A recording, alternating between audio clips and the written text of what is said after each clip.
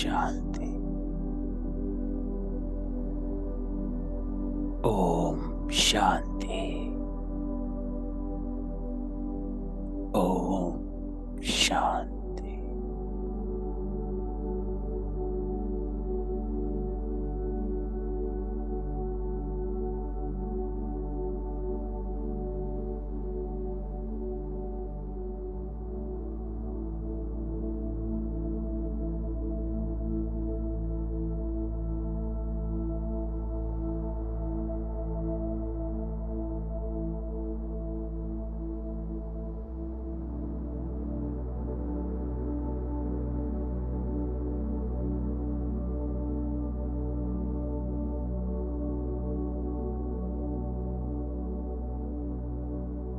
पापा कहता है,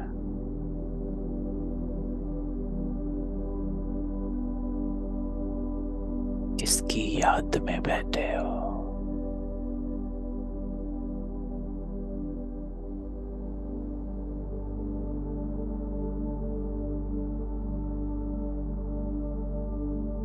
अव्यक्त स्थिति में स्थित हो।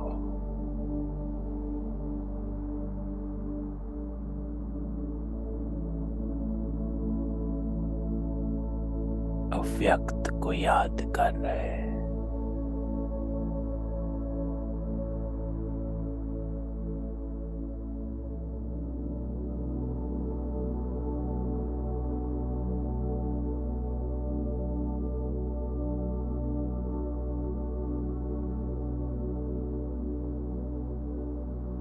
पापा कहता है, अव्यक्त दुनिया में आवाज नहीं है।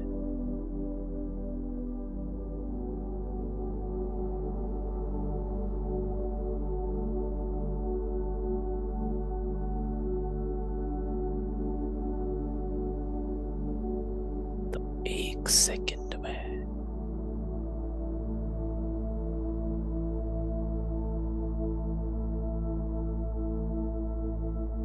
आवाज में आना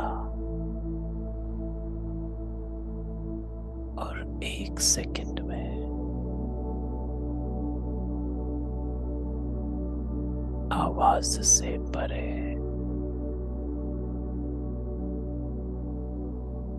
एकदम डिटैच,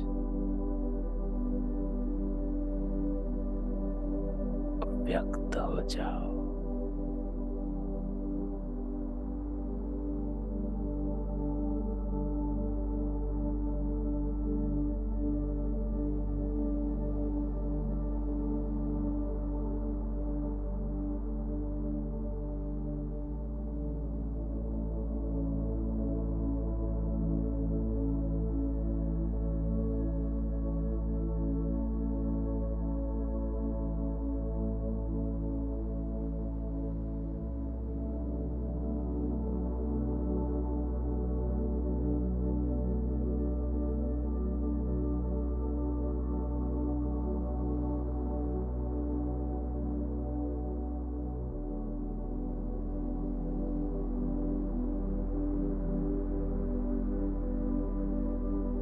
साइलेंस में चले जाओ।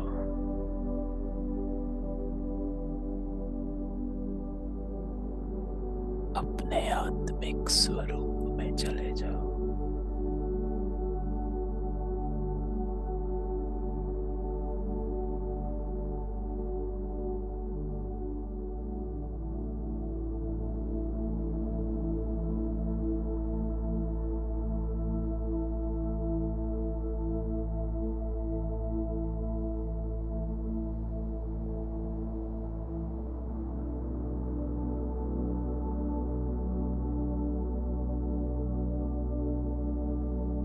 बाबा के पास चले जाओ।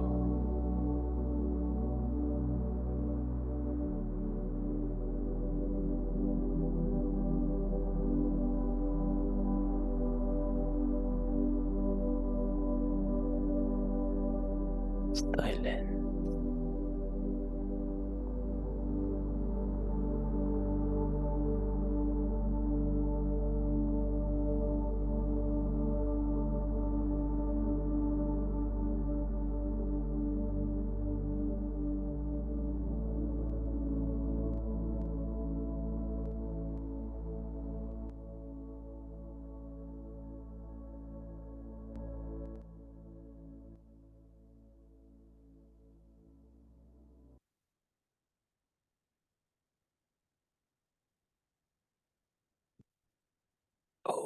शन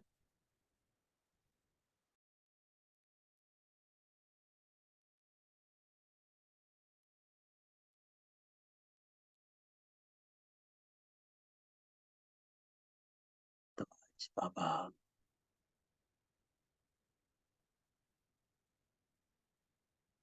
अंतिम कोर्स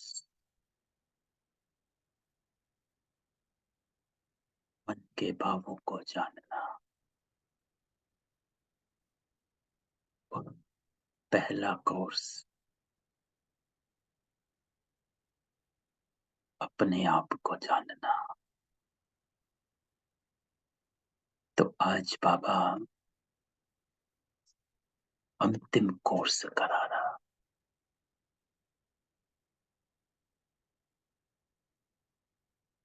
बाबा कहता है सभी कहाँ बैठे हो,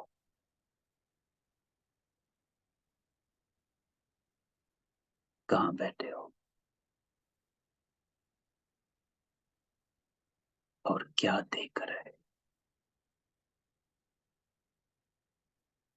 ये अपने आप से बाबा कहता पूछो कि लौकिक में घर में कमरे में बैठे या अलौकिक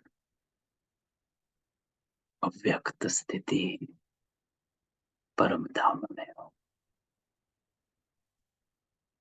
और दूसरा बाबा कहता क्या देख रहे हो। चित्र को देख रहे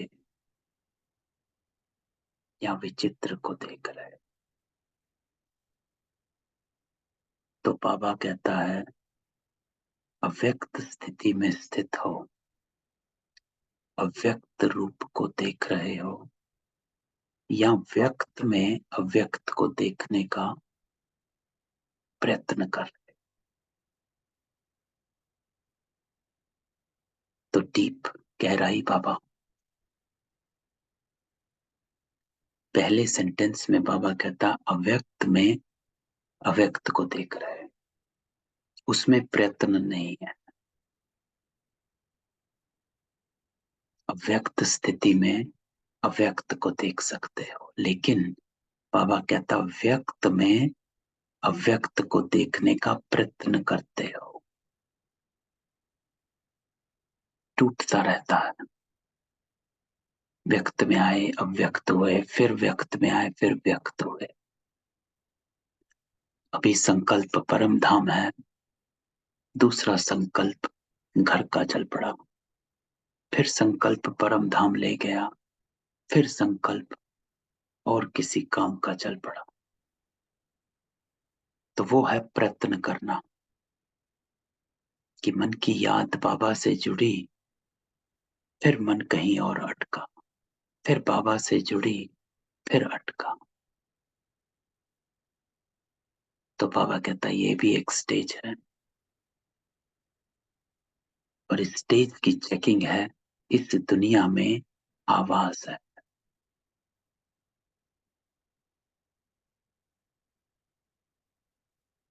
इंपॉर्टेंट है। हमारी भाव भावनाएं, संबंध संपर्क, चिंताएं, सिचुएशन, परिस्थितियां, स्थितियां, सब आवाज के कारण है।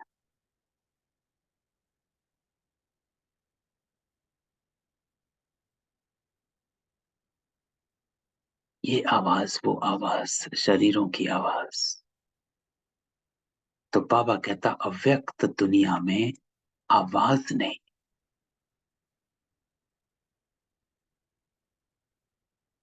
इसलिए बाबा सभी बच्चों को आवाज से परे ले जाने की ड्रिल सिखला रहे। कौन सी ड्रिल? 1 सेकंड में आवाज में आना और 1 सेकंड में आवाज से परे हो जाना।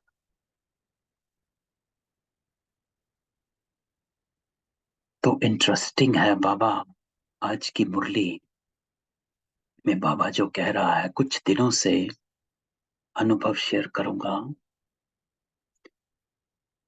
कि मैं जब बाबा के साथ योग में बैठ रहा हूं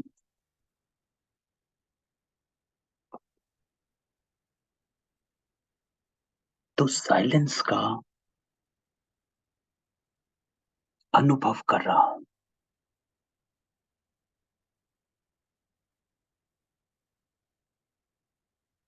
क्योंकि साइलेंस में बाबा कहता आवाज नहीं है। जब आप योग में बैठते हो बिना किसी आवाज के, साइलेंस में,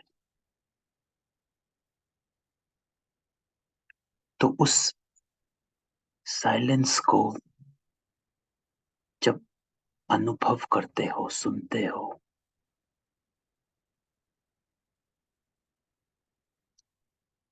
वो साइलेंस एकदम शांत। तो मैं जब योग में बैठ रहा था कुछ दिनों से, तो साइलेंस में बाबा कहता है साइलेंस में पावर है, शक्ति है। तो साइलेंस में पावर कैसे है, क्यों है?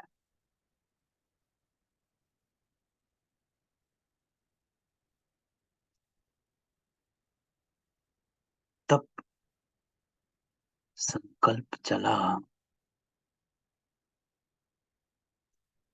क्योंकि साइलेंस में परमात्मा जो है, देखें, सोचें कि वो साइलेंस में ही रहता है।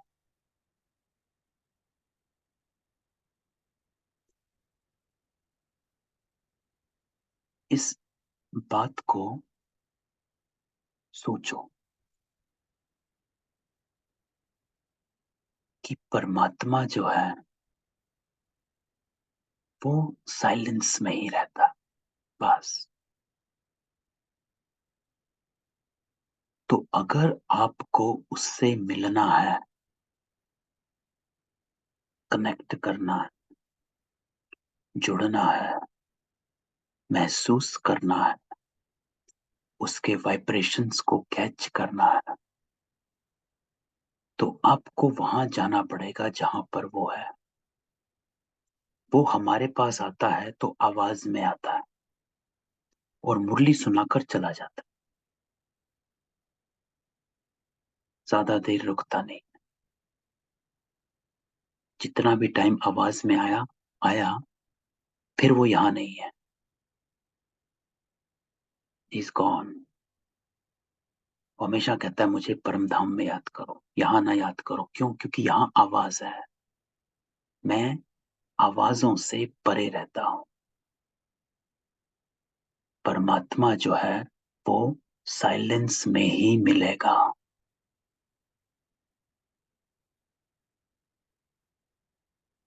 तो जब आप साइलेंस में बैठो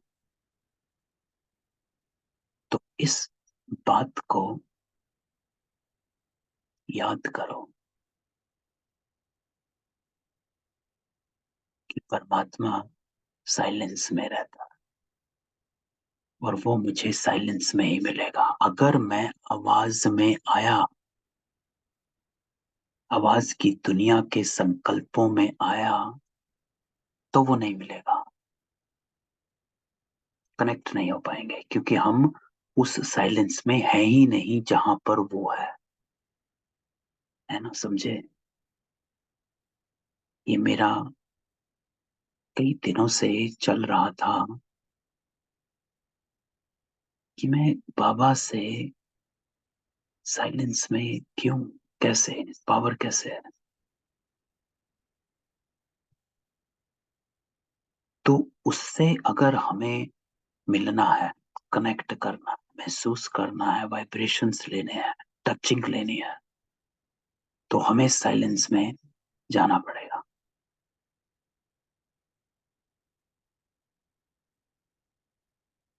और फिर दूसरी बात जो है इससे कनेक्टेड, कि आत्मा जो है वो मन, बुद्धि और संस्कार, ये 3 सूक्ष्म इंद्रियां। अब बाबा की बात को याद करो। बाबा क्या कहता है? 3 बातें कहता है। बाबा कहता है मन मनाभव हो जा, एक। दूसरा कहता है बुद्धि का योग मुझसे लगा, 2। तीसरा कहता है अपने संस्कारों को इमर्ज कर, आप समान, बाप समान बना, 3। तो साइलेंस में जब मैं आत्मा परमात्मा से कनेक्ट कर रही हूं, तो मुझे इन तीनों सूक्ष्म इंद्रियों का कनेक्शन उसके साथ करना पड़ेगा। मन मन से, बुद्धि का योग बाबा से, और संस्कार परिवर्तन जो बाबा के गुण सुमेर है। जब हम इस बात को योग में स्मृति करेंगे, तो आपका योग पावरफुल लग जाएगा। ये योग की गहराई जो आज इसमें बाबा कहता है कि अव्यक्त स्थिति में स्थित हो, अव्यक्त रूप को देख सकते हो, व्यक्त में प्रयत्न कर सकते हो। तो इस साइलेंस में जब आप बैठते हो, उसको महसूस करो। उस साइलेंस को आप सुनते हो, जब उस साइलेंस में आप बाबा को अनुभव करो कि आप और बाबा एक लेवल पर हैं। वो भी उस साइलेंस में है जिस साइलेंस में आप पहुंच गए हो। तब आपके आजू बाजू के जितने भी संकल्प हैं, वो सब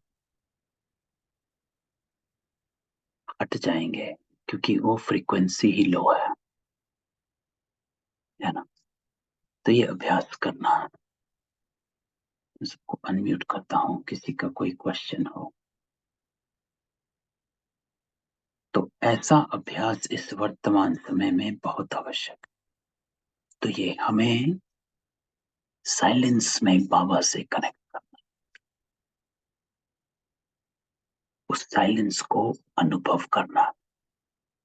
अगर आप साइलेंस को अनुभव कर लेंगे, तो सेकंड स्टेज है आप बाबा को अनुभव करेंगे। अगर आप साइलेंस को अनुभव नहीं कर पाए हैं, तो अब दूसरा संकल्प आने ही ना दो, आप बाबा को अनुभव कर ही नहीं पाएंगे। वहां तक पहुंचो ही मत। पहले साइलेंस का अनुभव करो, फिर बाबा का अनुभव अपने आप होगा। दूसरा संकल्प है बाबा, पहला है साइलेंस में चले जाना। तो उस साइलेंस को महसूस करो। तो बाबा कहता है इस अभ्यास की आवश्यकता है। वो समय भी आएगा, जैसे जैसे अव्यक्त स्थिति में स्थित होते जाएंगे, वैसे वैसे बाबा कहता नैनों के इशारों से किसके मन के भाव को जान जाएंगे। ये स्टेज है।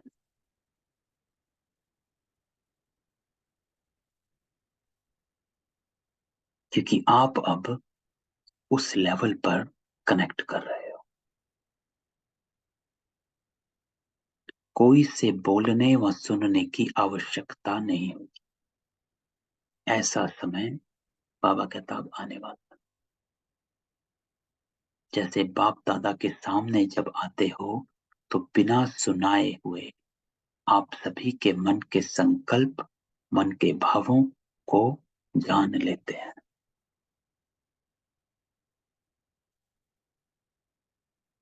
तो आप, बाबा कहता, तब जान पाओगे जब आप साइलेंस, अव्यक्त स्थिति में स्थित होगे। वैसे ही बाबा कहता, आप बच्चों को भी यही अंतिम कोर्स पढ़ना है। तो ये अंतिम कोर्स है।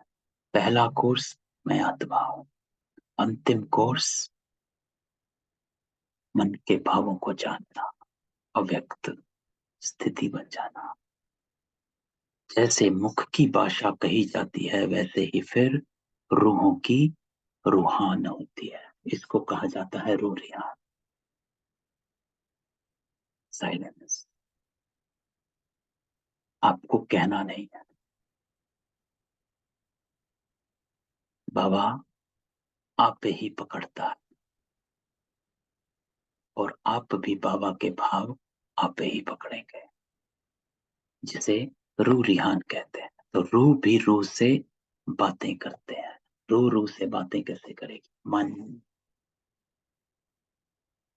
संकल्प मन में चलता है, तो ये मन में चलती है। लेकिन कैसे? क्या रूहों की बातें मुख से होती? नहीं। तो बाबा कहता है, जैसे जैसे रूहानी स्थिति में स्थित होते जाएंगे, वैसे वैसे रूह रूह की बात को ऐसे ही सहज और स्पष्ट जान ले।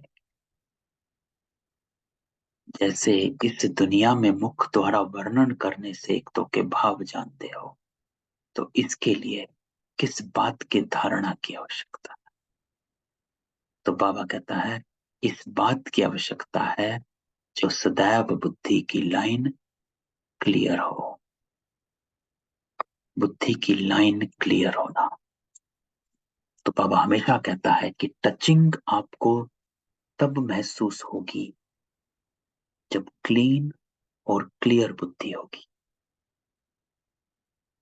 नहीं तो मिक्स होता। तो बाबा कहता है कि किस बात के धारणा की आवश्यकता है कि बुद्धि की लाइन क्लियर हो। कोई भी अपने बुद्धि में व मन में डिस्टरबेंस होगा, वो लाइन क्लियर ना होगी, तो एक दो के संकल्प और भाव को जान नहीं सकेंगे। अर्थात बुद्धि की लाइन क्लियर नहीं है, अर्थात कोई ना कोई व्यक्त भावों का किचड़ा है, कोई ना कोई अपवित्रता है, कोई ना कोई गंदगी है, जो वो इस लाइन को डिस्टर्ब कर रही है। जैसे एक दूसरे को फोन करते हैं, कई बार लाइन डिस्टर्ब होती है तो बात सुनाई नहीं देती। क्यों? क्योंकि एक्सटर्नल इंटरफेरेंस उस लाइन को डिस्टर्ब करता है। ऐसे ही बाबा कहता है, अगर अपने बुद्धि में या मन में डिस्टरबेंस होगी, मन में डिस्टरबेंस की संकल्प चल रहे हैं, वो आत्मा मेरे सामने है और मेरे अंदर उसके लिए पुराने संकल्प चल रहे हैं, उसकी बातों के, उसके संस्कारों के, या कोई भी। मेरा मन और बुद्धि क्लीन नहीं है उस आत्मा के प्रति, जो हमारी उसके ऊपर कोई भी प्रेजुडिस या कोई भी एक पिक्चर बनी हुई है, वो पिक्चर सामने आ जाती है। और जब वो पिक्चर सामने आ जाती है, तो हमारी बुद्धि की लाइन डिस्टर्ब हो गई, तो हम कैच नहीं कर पाए। तो लाइन क्लियर ना होने के कारण अपने संकल्पों की मिक्सचैरिटी हो सकती है, तो ये हो जाता है। आप समझते हो वो कहने कुछ आए हैं, वो कह कुछ रहे होते हैं। जिसे कई बार गलतफहमी कहा जाता है, रॉन्ग इंटेंशंस। क्यों? क्योंकि मिक्सचैरिटी है।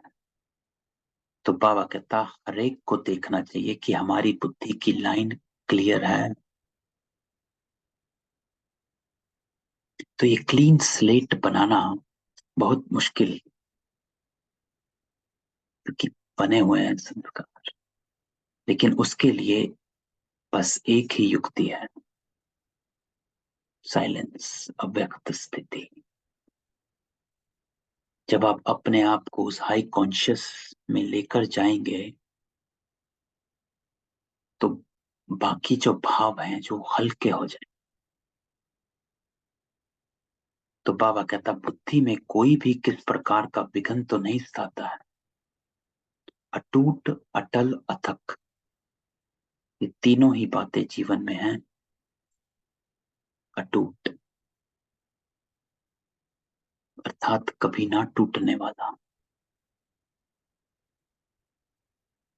कि मेरी बुद्धि टूटती नहीं है समर्थ से व्यर्थ में जाने के लिए। अटल, टलती नहीं, अटल रहती है। अथक, थक नहीं जाते हैं कि बस किसी ने बोला 5 मिनट तो हम अथक रहे और छठे मिनट थक गए और हमारा बांध जो था वो टूट गया और हमने बोल दिया।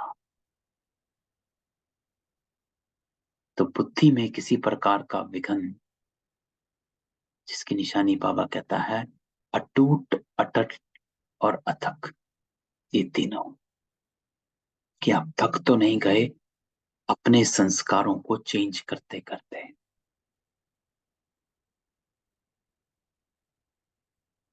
तो बाबा कहता अगर तीनों में से एक बात में भी कमी है तो समझना चाहिए बुद्धि की लाइन क्लियर नहीं है।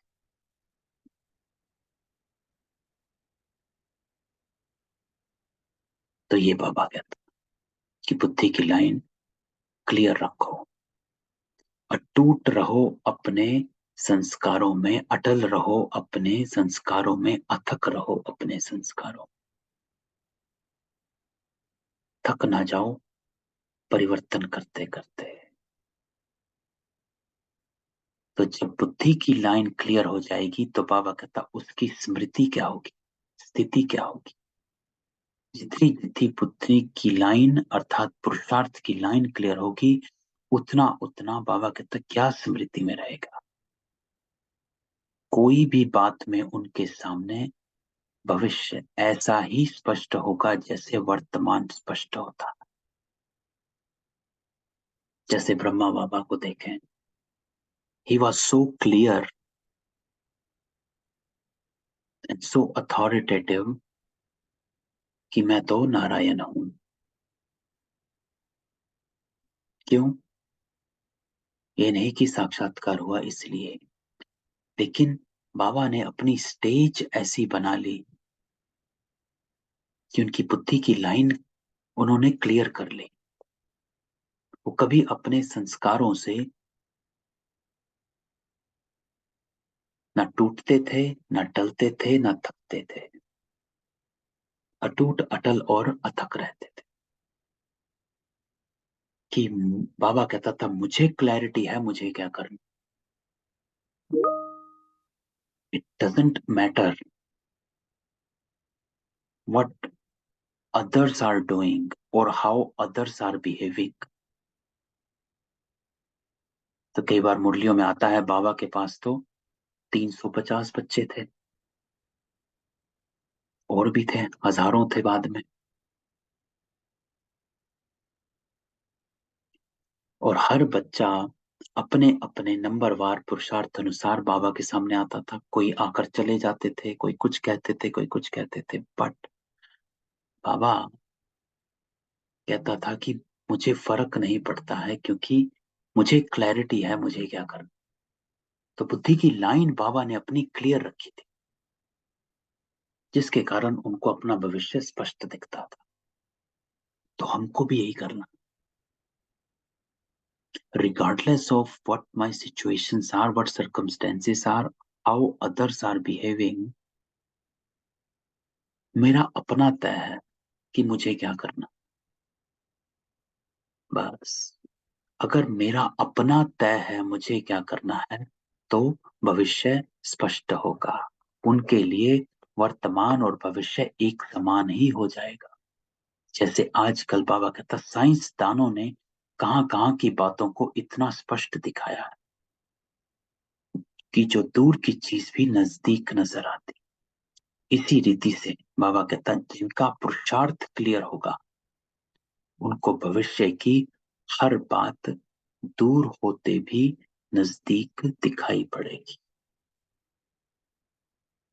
है ना। तो बाबा कहता, अपना ही पुरुषार्थ आपका आईना बन जाता और उसमें स्पष्ट दिखाई देगा।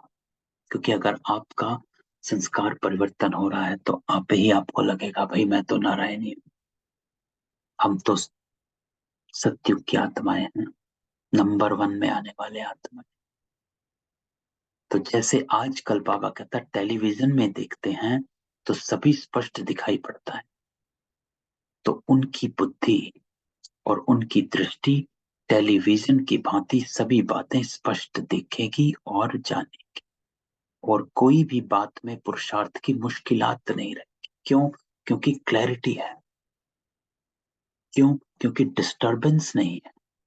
हमारे पुरुषार्थ में मुश्किल तब आती है जब हम बाहर की डिस्टरबेंस को आने देते हैं। तो आज बाबा हमें कहता है कि बुद्धि की लाइन को क्लियर रखोगे, बुद्धि को और मन को बाहर की डिस्टरबेंस से कितना क्लियर रखोगे, उतना ही पुरुषार्थ में हल्कापन लगेगा। तो बाबा कहता है वो अनुभव, ये अंतिम स्थिति की परख अपने आप में देखो कि कहां तक अंतिम स्थिति के नजदीक है। तो ये है अंतिम कोर्स। बाबा कहता जब यहां तक पहुंचोगे तब आपको लगेगा। तो जैसे सूर्य अपने जब पूरे प्रकाश में आ जाता है तो हर चीज स्पष्ट देखने में, जो अंधकार है, धुंध है, वो सभी खत्म हो जाता है। इसी रीति बाबा कहता जब सर्वशक्तिमान ज्ञान सूर्य के साथ अटूट संबंध है तो अपने आप में भी ऐसे ही हर बात स्पष्ट देखने में। तो ऐसा कनेक्शन वो तब होगा जब आप साइलेंस में बाबा के साथ अपने आप को महसूस करेंगे कि मैं वही हूं जहां बाबा बैठा है, उसी जगह हूं। इस संकल्प के साथ योग में बाबा के साथ बैठो कि I am there where Baba is, right there, वहीं पर। तो ये सारे व्यक्त भाव बाबा है, सब गायब। तो बाबा कहता है जो चलते चलते पुरुषार्थ में माया का अंधकार व धुंध आ जाता, जो सत्य बात को छिपाने वाले हैं वो हट जाएंगे। तो इसके लिए बाबा कहता दो बातें याद रखना।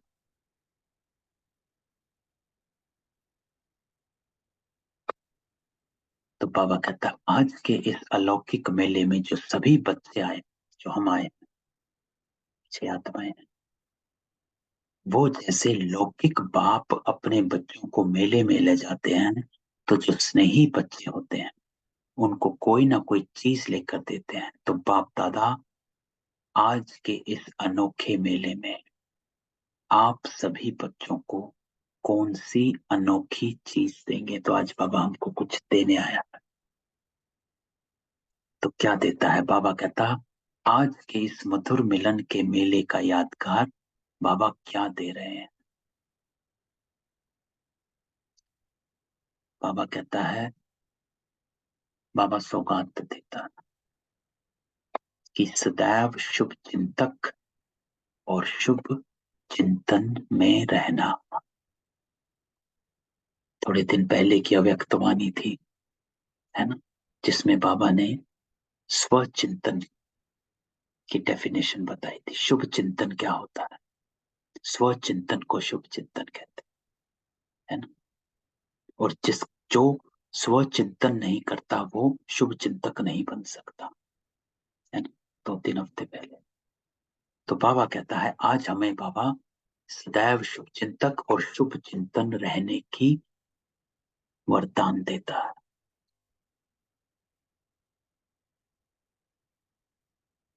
शुभ चिंतन और शुभ चिंतक, ये बातें सदैव याद रखना। शुभ चिंतन बहुत इंपॉर्टेंट है, क्योंकि हम अपने ऊपर बहुत सख्त होते हैं कई बार। harsh on ourselves।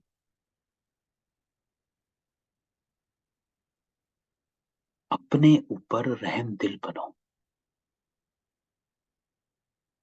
कि मेरा परिवर्तन होना है, हो रहा है, मैं चेंज हो रही हूं, पहुंच रही हूं जहां मुझे बाबा पहुंचाना चाहता है। तो बाबा कहता है शुभ चिंतन से अपनी स्थिति बना सकेंगे, क्योंकि जब तक अपने प्रति शुभ चिंतन नहीं है तो दिल शिकस्त होते रहते हैं। जब दिल शिकस्त होते रहेंगे तो कमजोर हो जाएंगे। तो सबसे इंपॉर्टेंट है शुभ चिंतन से अपनी स्थिति बनाना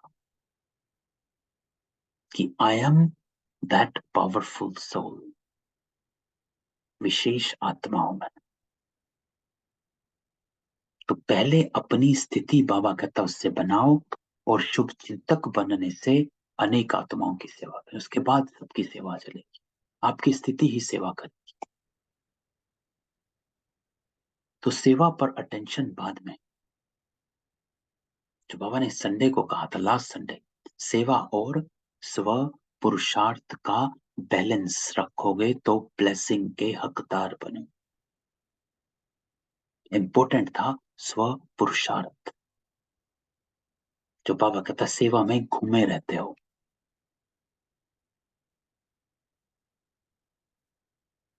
नहीं, स्व पुरुषार्थ का बैलेंस। तो बाबा कहता है आज बाबा ये वतन से आए हुए सभी बच्चों के प्रति अविनाशी सौगात है, तो ले लो। तो आज बाबा से ले लो। सदैव शुभ चिंतक और शुभ चिंतन में रहना। कभी भी अपने प्रति अशुभ चिंतन नहीं करना है।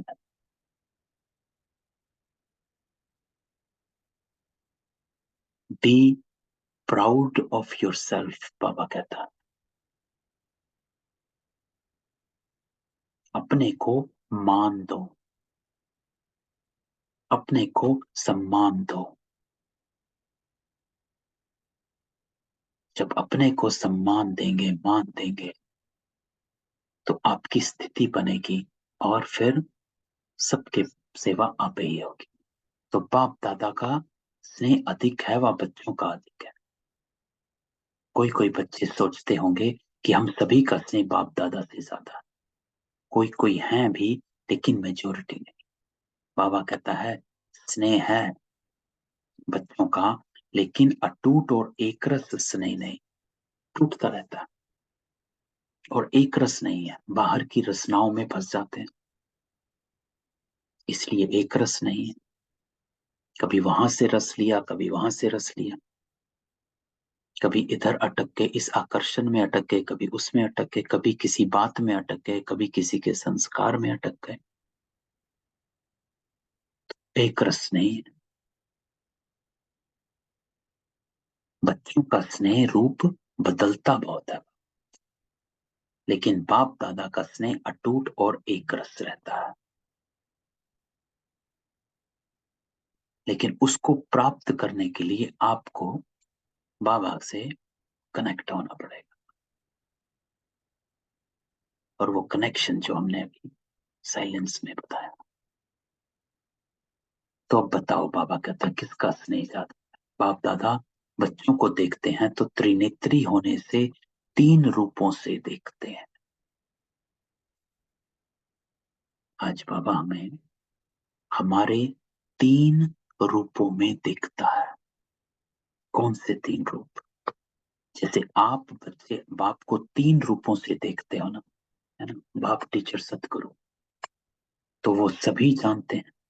लेकिन बाप बच्चों को 3 रूप से देखते हैं। एक, बाबा कहता है पुरुषार्थी रूप की कोशिश कर रहे हैं, एफर्ट कर रहे हैं। दूसरा बाबा कहता है अपसंगम का भविष्य, जो फरिश्ता रूप। फिर बाबा हमारे ही फरिश्ता रूप को देखता है कि ये वो आत्मा है जो फरिश्ता बनेगी।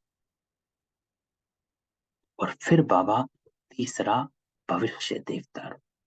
तीनों, क्योंकि बाबा जब हमको देखता है तो बाबा इस प्रेजेंट को नहीं देखता है कि हाँ ये तो चल रहा है, ठीक है, लेकिन बाबा हमको बढ़ाता है आगे, क्योंकि बाबा हमारे को पहले से ही देख लेता है कि ये तो वो देवता है, इस स्टेज इसने, ये इसकी स्टेज है। तो उस हिसाब से बाबा हमारे को पकड़ता है। तो तीनों का साक्षात्कार बाबा कहता है मुझे होता रहता है। और तीनों ही रूप एक एक ऐसे ही स्पष्ट देखने में आते जैसे वर्तमान ये देह का रूप इन आंखों से स्पष्ट देखने में आता है। तो बाबा हमारा साक्षात्कार करता है, हमारे तीनों रूपों को देखता है। तो अपने आप को देखो, अभी पुरुषार्थी रूप है, फिर हम फरिश्ता बनेंगे और फिर देवता। क्योंकि बाबा हमको हमारे तीनों स्वरूपों से देखता है। आज बाबा कहता है कि जो बच्चे बैठे हैं बाबा उनके तीनों रूप को देखता है। तो इस रीति दिव्य नेत्र द्वारा ये तीनों रूप स्पष्ट देखने में आते। क्लियर है बाबा को? तो जैसे बाबा कहता है मुझे क्लियर है, अपने आप को भी इस बात की क्लैरिटी में डालो।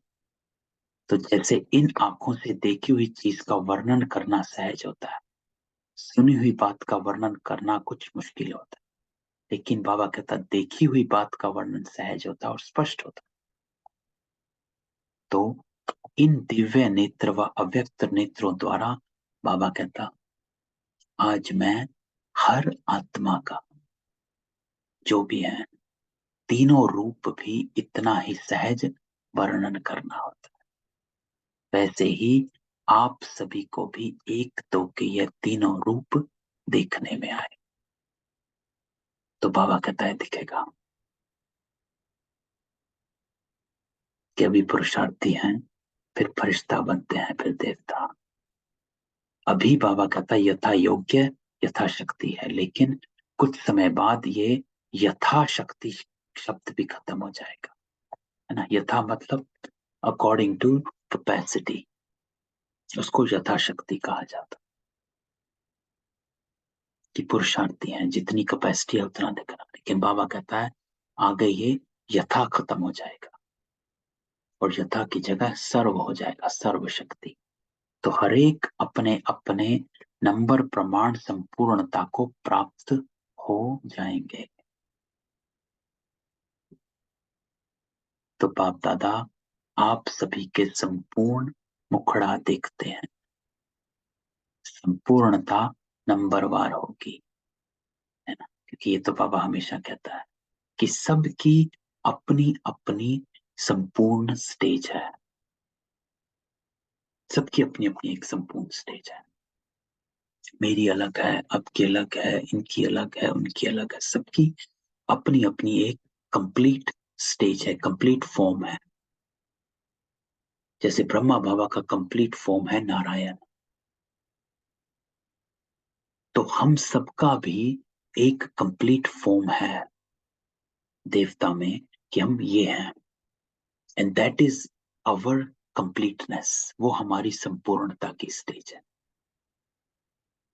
तो बाबा कहता माला के 108 मन के जो हैं, तो नंबर 1 मन का और 108वां दोनों का संपूर्ण कहेंगे कि नहीं? विजयी रत्न कहेंगे कि नहीं? बाबा पूछता है। कहेंगे। विजयी रत्न अर्थात अपने नंबर प्रमाण संपूर्णता को प्राप्त हो। तो सब संपूर्ण है, लेकिन सबका अपना अपना संपूर्णता का लेवल अलग होता है। कंप्लीट फॉर्म सबकी अलग है। इसीलिए कई बार क्वेश्चन उठता है कि सत्युग में सभी देवता हैं, तो नारायण और बाकियों में अंतर क्या? वो भी देवता, वो भी देवता। लेकिन कंप्लीटनेस, द संपूर्णता ऑफ नारायण इज और Lakshmi is different than completeness of जो रॉयल फैमिली में आते हैं, कंप्लीटनेस ऑफ जो प्रजा में आते हैं, कंप्लीटनेस ऑफ जो साहूकार बनता है, कंप्लीटनेस ऑफ जो दास दासी है, वो भी कंप्लीट संपूर्ण स्टेज है। लेकिन that is what there complete step. जैसे होता है लौकिक में भी डॉक्टर सभी हैं, जितनों ने भी एमबीबीएस करी सभी डॉक्टर बनते हैं। कोई डॉक्टर फर्स्ट आया हुआ है, टॉपर है, वो हाई ग्रेड है। सेकंड आया वो सेकंड ग्रेड है, थर्ड ग्रेड है, फोर्थ ग्रेड है सभी डॉक्टर। लेकिन everybody has a different level of expertise. ऐसे ही देवताओं का भी रहता है। तो उनके लिए बाबा कहता सारे ड्रामा के अंदर वही संपूर्णता की फर्स्ट स्टेज है। That is the stage of completeness. तो हम सबका संपूर्णता का फॉर्म। तो अपने संपूर्ण स्टेज को, अपने संपूर्ण फॉर्म को याद करो, क्योंकि बाबा हमको हमारे उस रूप में देखता है।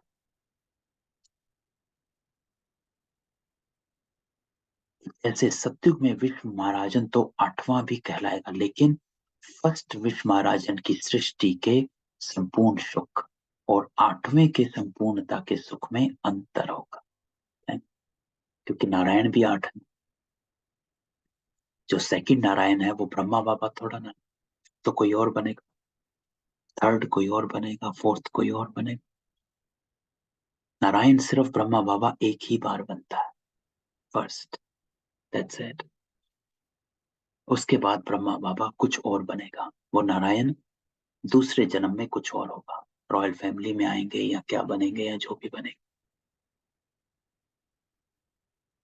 तो वैसे ही बाबा कहता है यहाँ भी हर एक अपने अपने नंबर प्रमाण संपूर्णता को प्राप्त हो रहे हैं। इसलिए बाप दादा संपूर्ण स्टेज को देखते रहते हैं, क्योंकि राजधानी स्थापन होती है, बाबा कहते हैं तो सबको आना है और वर्तमान समय के पुरुषार्थ को देखते रहते हैं। तो ऐसे ही अपने संपूर्ण स्टेज को देखो और अपने पुरुषार्थ को देखो और आगे बढ़ते चलो कि हम क्या हैं और क्या बनने वाले हैं।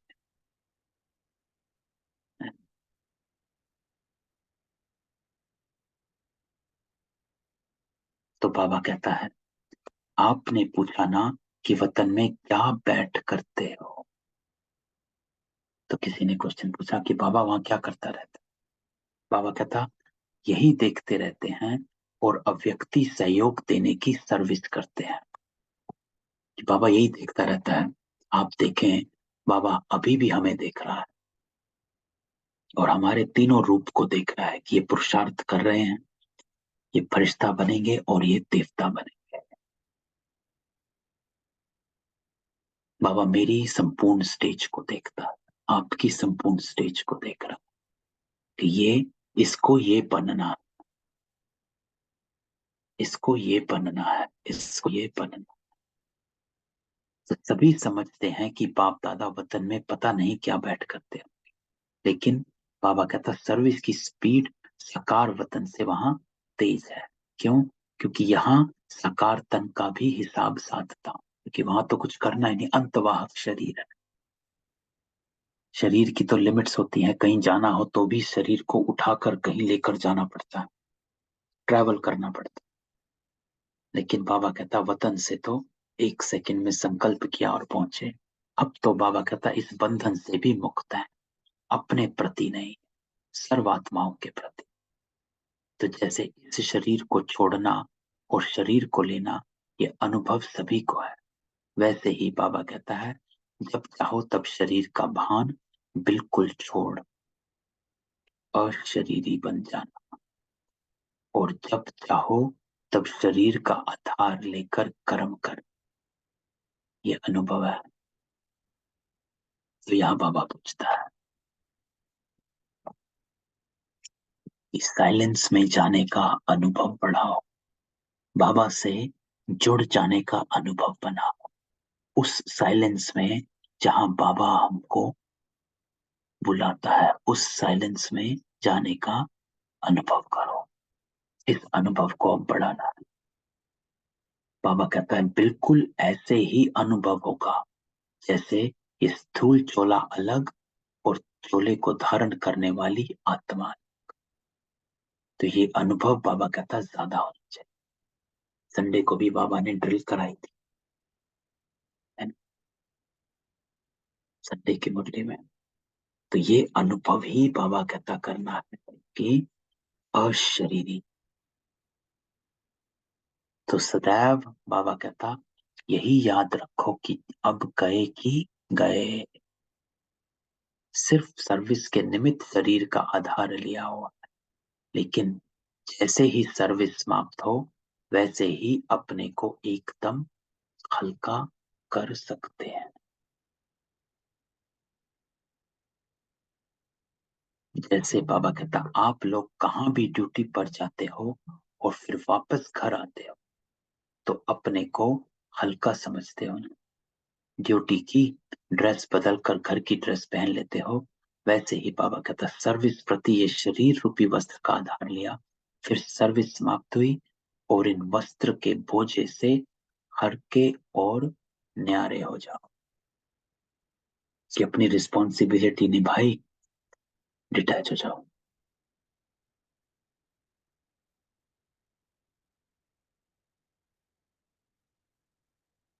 कर्म में आए, कर्म किया और फिर डिटैच। बाबा हमेशा कहते जब कर्म नहीं कर रहे हो तो डिटैचमेंट की प्रैक्टिस करो। 1 सेकंड में शोले से अलग कौन हो सकेंगे? बाबा कहता अगर टाइटनेस होगी तो अलग हो नहीं सके। टाइटनेस बाबा किसको कहता है? संकल्पों की, बातों की, विचारों की, अन्य आत्माओं की, ये टाइटनेस है कि शरीर से चिपकी हुई है, देह की चीजों से चिपके हुए हैं। तो कोई भी चीज अगर चिपकी हुई होती है तो उसको खोलना मुश्किल होता है, हल्के होने से सहज ही अलग हो जाता है। तो वैसे ही बाबा कहता है अगर अपने संस्कारों में कोई भी इजीपन नहीं होगा तो अशरीरीपन का अनुभव कर नहीं सकेंगे। तो ये मुरली जो है बाबा की, बाबा इसमें गहराई में समझाता है कि अशरीरीपन के कौन से ऐसे कारण हैं जो आपको बनने नहीं देते। तो, तो बाबा कहता है, बाबा ने टाइटनेस का एग्जाम्पल दिया। दूसरा बाबा कहता है अपने संस्कारों का इजीपन। टाइट संस्कार नहीं, ये तो ऐसे ही होना चाहिए, मुझे ये अच्छा नहीं लगता, ये सब हमारे संस्कार हैं जो बहुत टाइट है। क्योंकि बाबा कहता है जब आपके संस्कार टाइट होते हैं ना तो आपके संकल्प उस टाइटनेस में पकड़े जाते हैं, तो आप अशरीरीपन का अनुभव कर नहीं पाते हो, क्योंकि वो संस्कार आपको इधर उधर दौड़ाएगा। अरे मैंने साफ किया था, वहां पर फिर किसी ने ये रख दिया या वो रख दिया। तो ये सब बाबा कहता है अपने संस्कारों में इजीपन लाओ। सुनाया था ना कि क्या बनना है, इजी और अलर्ट। ऐसे भी नहीं कि ऐसा इजी रहे जो माया भी इजी आ जाए। ये दूसरी कि इजीनेस, बाबा कहता है ये नहीं कि आप अलबेले हो गए। इजीनेस इसलिए कि आपके संकल्प न पकड़े जाए। तो कोई समय बाबा कहता इजी रहना पड़ता है, कोई समय अलर्ट रहना पड़ता है। तो इजी और अलर्ट। तो इजी रहना है लेकिन अलबेला नहीं। ऐसे रहने वाले ही इस अभ्यास में रह सकेंगे। तो बाप दादा बच्चों को कोई नया नहीं देख रहे। क्यों? क्योंकि बाबा कहता है जबकि तीनों ही कालों को जानते हैं तो नया कैसे कहेंगे ना। बाबा तो हमें जानता, हम तो वही देवता हैं जो पहले कल्प में बने थे, अब भी वही बनेंगे। वही हमारी संपूर्णता की स्टेज है। इसलिए बाबा कहता अभी अति पुराने, कितना पुराने हैं वो हिसाब नहीं निकाल सकते। तो बाबा कहता है अपने को नया ना समझो, वही है, अति पुराने हैं और वही पुराने अब फिर से अपना हक लेने के लिए आए। तो हमारी कंप्लीट स्टेज, संपूर्णता की स्टेज, देवताई स्टेज, हम सत्युग में वो देवता है। जैसे नारायण है वैसे हमारी भी संपूर्ण स्टेज है और हम अपनी स्टेज में गए की गए। ये नशा सदैव कायम। ये भी बाबा कहता कभी नहीं बोलना कि पुरुषार्थ करेंगे देखेंगे, नहीं, क्योंकि आपकी, बाबा कहता है मैंने आपको तीनों रूपों में देखा है, अभी भी देखा है, फरिश्ता भी देखा, आपका देवता रूप भी देखा। तो आप भी अपने आप को अपने तीनों रूपों में देख। तो बाबा कहता नहीं, जो लास्ट आए हैं उनको यही सोचना है कि हम फास्ट जाएंगे। अगर फास्ट का लक्ष्य रखेंगे तो पुरुषार्थ भी ऐसा होगा। इसलिए बाबा कहता कभी भी ये नहीं सोचना कि हम लोग पीछे आए हैं तो प्रजा बन जाएंगे, नहीं। पीछे आने वालों को अधिकार है राज्य पद पाने का। तो हम तो पीछे आए हैं लेकिन हम नंबर 1 ही बनेंगे। इतना विश्वास है, इतना नशा है। अच्छा,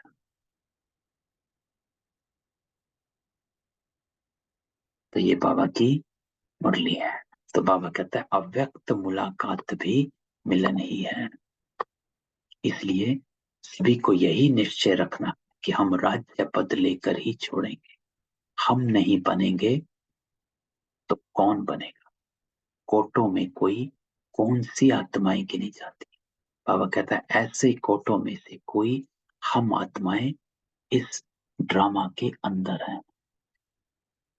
पावरफुल लाइन।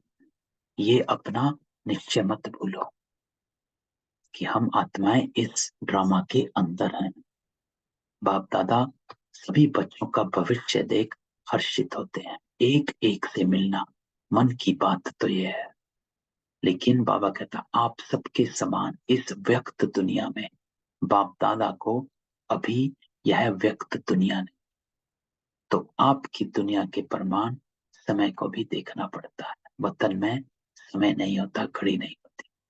तो बाबा कहता है इस व्यक्त दुनिया में सभी बातें देखनी पड़ती। तो बाबा जा रहा है, तो बाबा कहता है मुझे जाना पड़ेगा, वहां नहीं। वहां तो इसलिए बाबा कहता है वहां आकर मुझसे मिलो। तो वहां बाबा कहता है जब सूर्य चांद ही नहीं तो रात दिन का हिसाब नहीं, इसलिए समय का बंधन नहीं। तो अव्यक्त मुलाकात भी मिलन है। तो बाबा कहता है बाबा मिलन बनाता है तो अव्यक्त मिलन बनाओ। ओम शांति। तो ब्यूटीफुल मुरली बाबा की, पावरफुल मुरली है। एक एक बात बाबा ने ऐसे समझाई है। अंतिम कोर्स मन के भावों को जाने। किसी का कोई क्वेश्चन हो? नहीं? अच्छा, कल मिलते हैं। ओम शांति। ओम शांति भाई जी। ओम शांति। तो से हैप्पी साइलेंस, हैप्पी दिवाली। जैसे योग की अभी ये बात करी है, तो उस योग की प्रैक्टिस करना। जी भाई जी। चलो, दिवाली सबको मुबारक हो। चलो, ओम जी आपको शांति। Thank you and same to you, Bhaiji. Om Shanti.